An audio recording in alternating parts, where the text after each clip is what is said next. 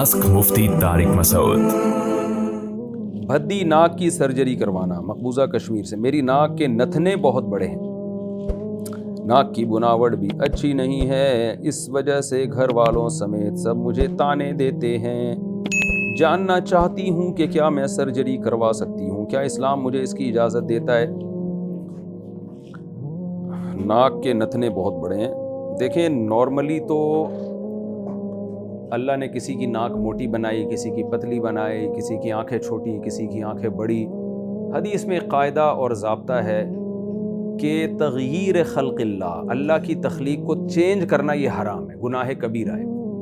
नबी सल्लल्लाहु अलैहि वसल्लम ने फरमाया लअनल्लाहुल मुतफल्लिजात, वो औरतें जो दांतों को घिस के उनमें खला पैदा करती हैं, अल्लाह की उन पर लानत हो।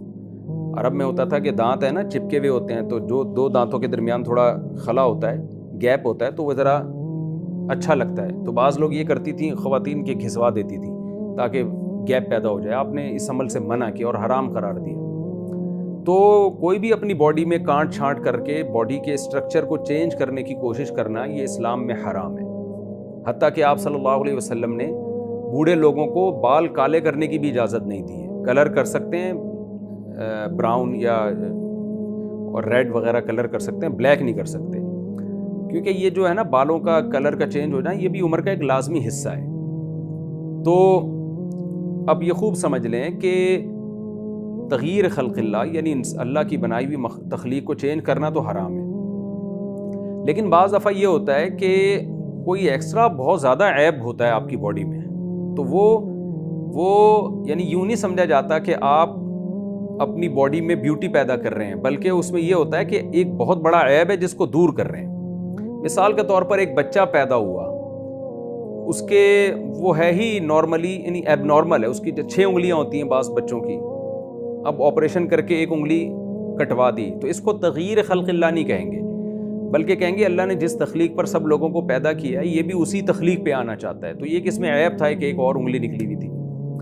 तो इसी पे अब आप समझ लें कि बाज़ लोगों की नाक मोटी होती है, बाज़ की दुबली होती है, बाज़ की बारीक होती है, बाज़ की उठी हुई होती है, बाज़ की चिपटी हुई होती है।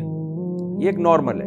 लेकिन अगर वाकई किसी की नाक इतनी मोटी है कि जो आमतौर पर किसी की होती नहीं है, बहुत ही ज़्यादा कोई मोटी नाक है, तो फिर उसको ऑपरेट करके नॉर्मल हालत पे लाया जा सकता है, क्योंकि वो बहुत बड़ा एक ऐब है जो नॉर्मल लोगों में होता नहीं है। इसकी मिसाल ऐसे है जैसे दांतों के दरमियान खला करना या उनकी डायरेक्शन को चेंज करना जायज़ नहीं है। लेकिन बाद लोग ऐसे होते हैं कि उनके दांत बाकायदा होंठों से बाहर आ रहे होते हैं, मुंह बेचारों का बंद ही नहीं होता, होंठ बंद करना उनके लिए मुश्किल होता है, वो ऐसे बाहर निकले हुए होते हैं, तो उनको इतना ऑपरेट करना कि वो अंदर चले जाएं, ये जायज़ है। तो ये नाजायज़ अमल नहीं है। वजह उसकी है कि वो ब्यूटी के लिए ये काम नहीं कर रहे, बल्कि वो ये ऑपरेट करवा रहे हैं ऑपरेशन के एक ऐसा ऐब है जो आमतौर पर लोगों में होता नहीं है, यानी बहुत ही ज़्यादा बाहर निकले हुए दांत हैं।